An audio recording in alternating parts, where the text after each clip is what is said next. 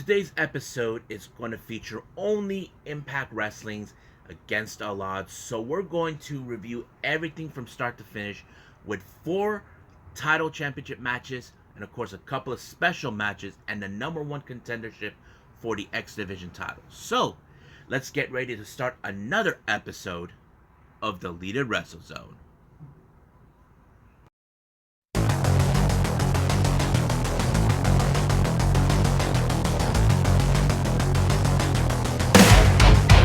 Are you ready?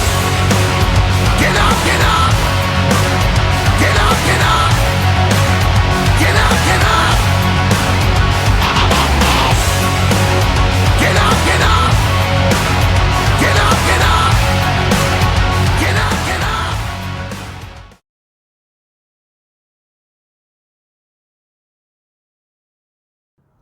Welcome everybody to Deleted Wrestle Zone, all things that it's pro wrestling with AEW, NXT, New Japan Pro Wrestling, Impact Wrestling, the National Wrestling Alliance, various promotions, wrestlers, matches, and championships.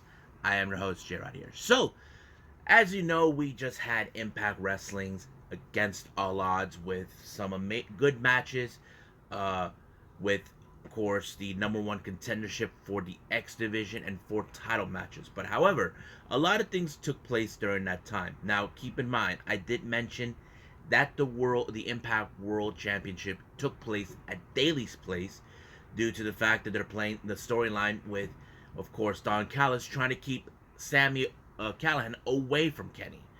But that match we will talk about in my final thoughts. But right now, let's go from start to finish.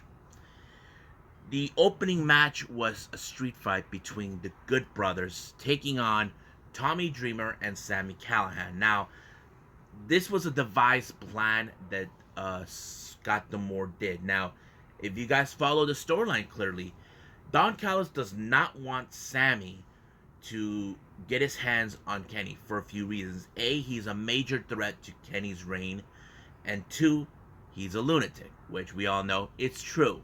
So but Scott D'Amore decided to step in and try to intervene to keep the Good Brothers in Nashville busy enough so Moose could try to win back the title. So the match itself kind of went great. As you know, Tommy Dreamer was his partner. But however, Sami made it perfectly clear that they're not friends, but also made it another clarification: if he screws up, there's going to be hell to pay. But however, the match was good. It showed, okay, Sami and Tommy may have not been friends, but at least they got a common goal. The way the match ended is where Sami actually used the same baseball bat to clobber Eddie Edwards not too long ago, but this time he hit Carl Anderson, and he was lights out. Match is won. And of course, Sami, on the other hand, is calling out for Kenny that he's telling him he's coming for him. Next match, this is an old rivalry match that took place. Now, I'm trying to see if I can find any videos about this. This is Joe Dorian along with Violent by Design taking on Kojima. Now, you may have heard many times over that these two men had fought against each other, and it was for the All Asian Championship, though the Triple Crown Championship, which is the top title from All Japan Pro Wrestling. Probably some of you at home probably are saying, J-Rod, isn't it Kojima from New Japan? Yes, it's true. Kojima is from New Japan, but however, certain times he had went to other promotions other than he'd been to All Japan, Noah, and I'm forgetting a few others. But yes. But the rivalry mostly dates back when they were both in All Japan Pro Wrestling. So that's kind of played out in its way. Now, you probably would assume this is a good match to watch. You know, I wasn't like, how do I say, excited too much. I mean, I'm excited to see Kojima in Impact Wrestling, but I don't know. Kind of like, to me, why would you want to bring out an old feud that, you know, but I'm starting to think maybe because fans never seen it, or they just want to throw it in there. But the match was good.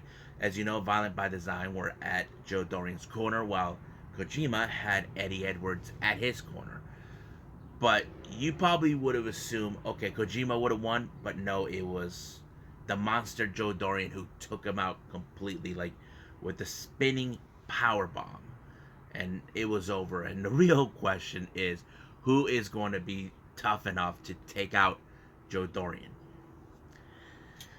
The next match is for the X Division #1 contendership. As you know, currently the X Division champion is Josh Alexander. He was booked for any championship matches whatsoever, but he did told them more. He's looking for competitors because right now he's calling himself the King of the Mountain. Because we all saw that spectacular Iron Man match that he took place against TJP, one of the best matches ever. But it was a lot great. But however, here who are they had for the competitors? We had Ace Austin, Chris Bay, Rohit Raju, Petey Williams, and Trey Williams. Madman Fulton was nowhere to be found due to he was taken out by Petey Williams and everybody else when they applied when Petey actually pulled off the Super Canadian Destroyer, which was awesome.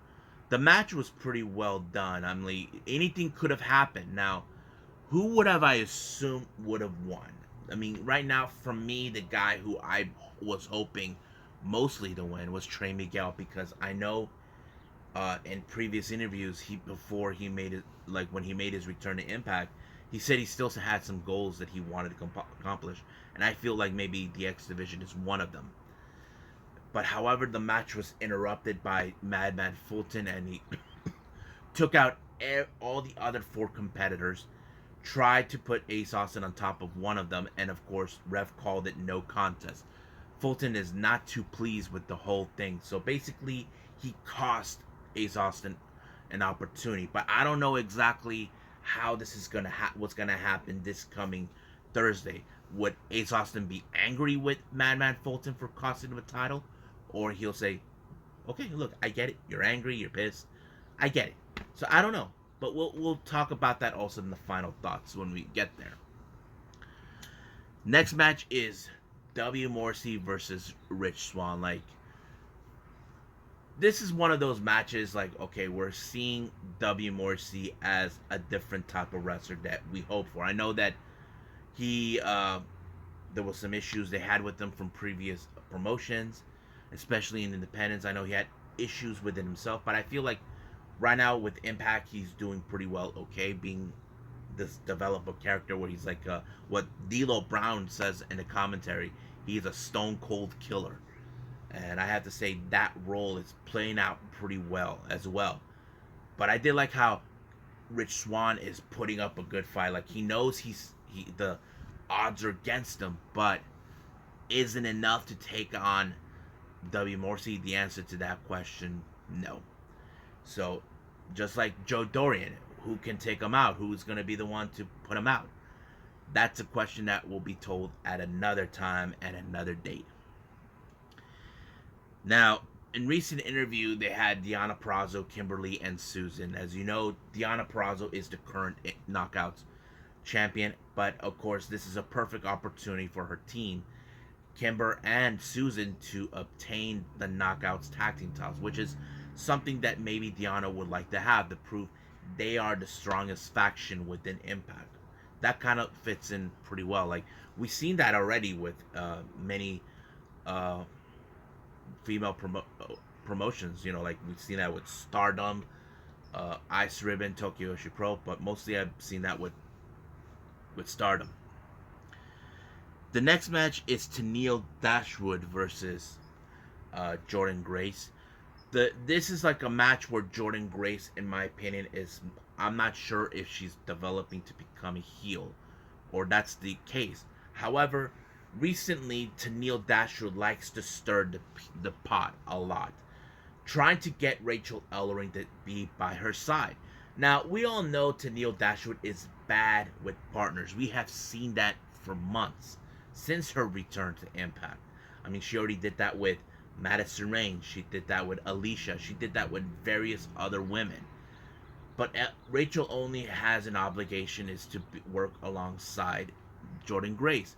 The match was good, but however, the match was in fact disrupted by Kayla. But Jordynne Grace had the wrong impression and it cost her the match. Tried to take it out on Rachel, but Rachel was trying to convince her, saying it wasn't my fault. It was Caleb's fault. He was trying to interfere, which she did, and Jordan pulled off the Michinoku driver on him. So I think this is like the beginning where we're gonna see Rachel and Jordan dissolve, and of course, maybe Jordan will become a heel.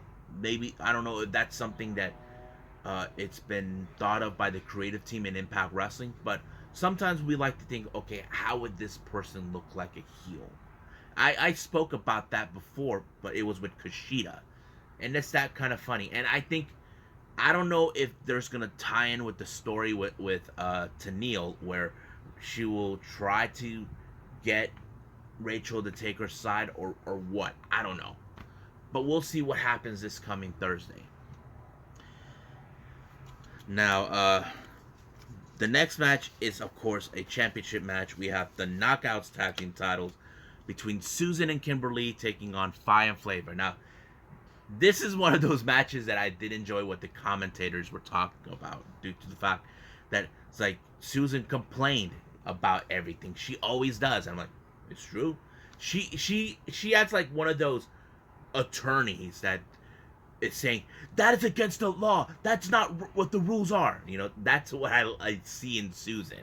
But sometimes in every part of when Susan's around, both Kimber or Deanna gets irritated that she's acting out like she knows what she's doing, like trying to file the complaint, even they don't want none of that. But the match kind of went really good. But I think I'm not sure exactly. Here's the thing: when it comes to tag teams, we all know there has to be a good, stable tag team. And I feel that Kiera Hogan and Tasha Steelz have been so far a stable tag team. We haven't seen much with Kimber or Susan as much of a tag team that much often. I mean, we know we've seen them team before.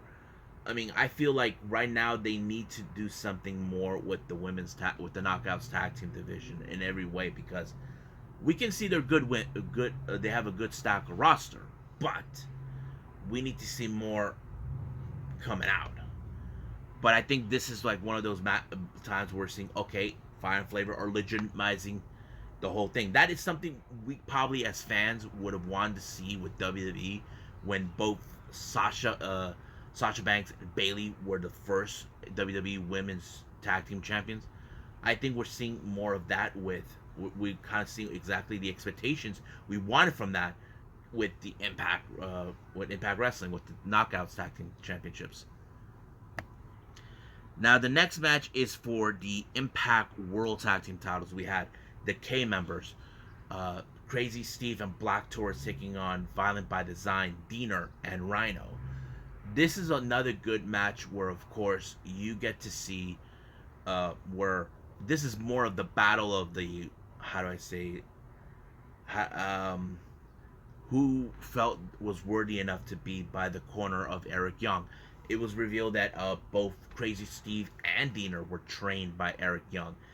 Think of it like more like, how do I say, two sons fighting over daddy's approval, but daddy chose one over the other, and that kind of fits in that category. Now, I'm probably saying it's not wrestling. Like, no, I'm trying to make an example of it. So that kind of feels like it. But to my surprise, when, as you know, this past Thursday, Eric Young gave the other half of the Impact World Championship to the Impact World Tag Team Championship to Diener, while Joe Dorian is busy with Kojima. That's pretty much what happened. And I feel maybe Eric Young felt like, okay, I trust him enough, but can he pull it off? That was the question, I think, Eric Young's mind. We know he had failed a couple of times, but however, can he get the job done as a tag team champion? Well, the answer to that, he did. He put Crazy Steve in the Diener DDT. It was so nuts, and it was 1, 2, 3, and it's over. So basically, the titles remain with Violent by Design, but could there be any team to win? I think there's still those who are waiting for Heath to make his return. I think that's really what's going to happen.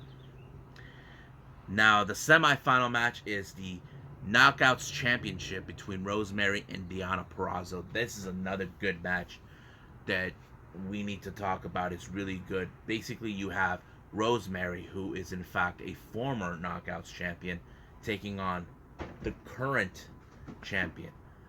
I mean, it was so great. Like, Deonna Purrazzo would do whatever it takes.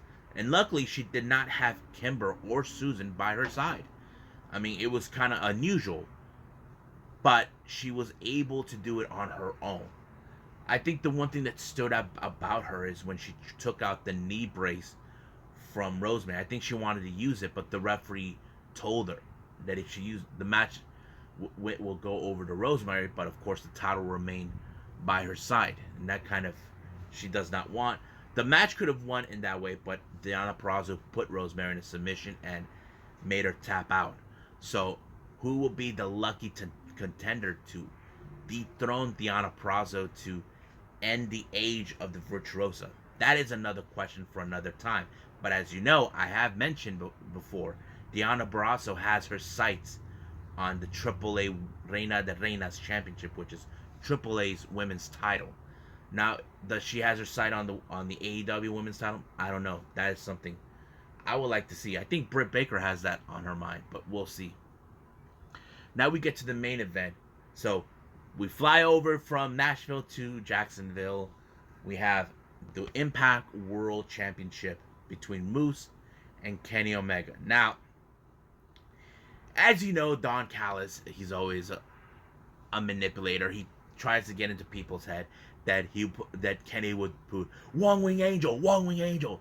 It's kind of like annoying. I just want if you hear that, I wish I was like, shut the fudge up. But however, Kenny was unable to put Moose in the One Wing Angel. But of course, remember that Spanish fly over the top turnbuckle that he did at Sacrifice? That was good. And he did the same thing with Kenny. However, the match went into a different turn when accidentally the ref got caught in the crossfire and was taken out. But when we thought that the Good Brothers were not getting it, of course, everybody forgot Daly's place. This is AEW's turf. Home field advantage. The Young Bucks showed up and they screwed Moose. Don Callis is not a happy camper. And of course, Kenny won the match. And he regained the title. But however, during the post-match of the celebration, Sami Callihan showed up. Somehow he flew from Nashville, Tennessee to Daly's place. That was a very bizarre thing. He wanted to take out Kenny. Don Callis had enough of it. He had it enough. He felt like he finally had his final draw. Kenny wanted to break his arm. But however, Don Callis told him he was fired. So if he's fired, then that's when But Scott D'Amore does not like what he sees.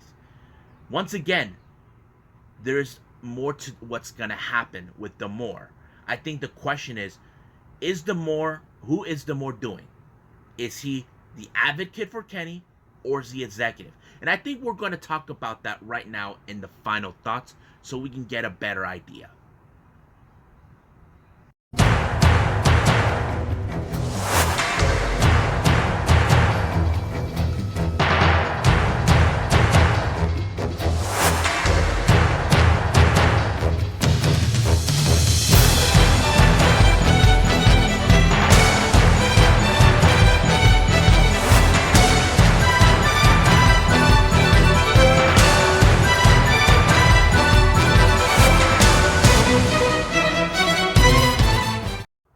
Okay, so mostly we're going to focus in the final thoughts of the main event, what took place, and also the aftermath. As you know, Kenny Omega was in a brutal fight against the most athletic person ever. I mean, Moose was impressive. But however, once again, he got screwed by the Young Bucks this time. And of course, Don Callis acted like he had the power to do whatever he wants. This is a question that, of course, Scott D'Amore asked Don Callis on countless occasions. He asked him this: "Are you an executive, or are you gonna be on Kenny's side?" So basically, he's saying you can't have both ways. You can't.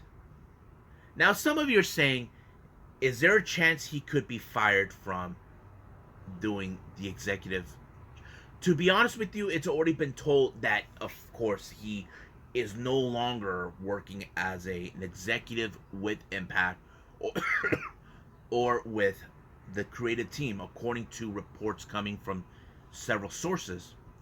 They're saying that he already that already has been done since April. He's been slowly been pushing him kind of this slowly dropping away from that.